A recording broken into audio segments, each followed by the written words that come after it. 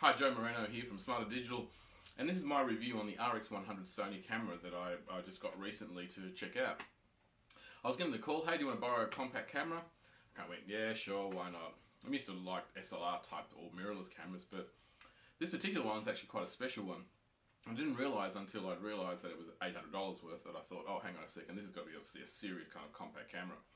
And it really is the type of compact camera that if you have a larger camera, this is a great camera to have as a backup, even in your pocket, and you know you're going to get high quality images. So why is it so special? 21 megapixel camera. It has a 1-inch sensor, which is actually is about double the size of a conventional compact camera and heaps bigger than your iPhone. It's a little bit smaller than out of a DSLR camera, where they're about 1.5 inch. It carries the Carl Zeiss stamp of approval, or the Carl Zeiss lens, which a lot of people ask me, are they made in Germany? Which they're not. They're actually made in Japan, but under the strict guidelines of Carl Zeiss, and this is one of the Tessa series lenses, so it's even got a special mark to that. An over 1 million pixel screen on the back, which the images just look absolutely fantastic, and also quite easy to see in the daylight too. So the first thing that I did notice about this camera is that it's got a ring on the front. And this ring on the front really can be customised to a number of different settings. And the biggest one that I guess people who want to use the camera in a bit more of a manual way is that you can have it to adjust the shutter speed or the aperture.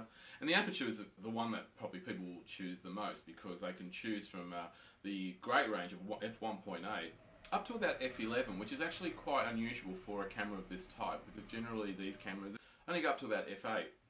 So f11 gives you a little bit more depth of field. It's a 28 to 100 lens, 1.8 at the 28 part of the lens. At the far end it is 4.9, but I can assure you the amazing images that come out of this, especially if you're into portrait type of photography, you can get some amazing images with a nice bokeh, nice blurry background. So you put the camera into aperture priority, and all of a sudden you start to see that the camera will able to change the f-stop, and as you can see, you can change it from 1.8 all the way up to f11, and it gives you even a clicking sound as well, so you can kind of feel like you're actually adjusting a conventional old camera from years gone past.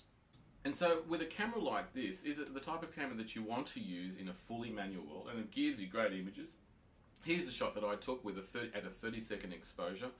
I mean, this camera really just blew me away with the quality of images. But what I found that was so spectacular about this camera is the effects that are in it. Now, there's one thing about photography that I know that people just like to work into Photoshop, but I'm a bit over the Photoshop. It just takes too much time to have to go through your images, and then you start to take so many more images that you've got to then decide, what do I do? Do I do this setting or do I do that setting? And so with things like the illustration mode, things like water painting, the standard pop art type of settings, but I've got to say that there was this water painting and illustration mode was something that really got me really going with this camera.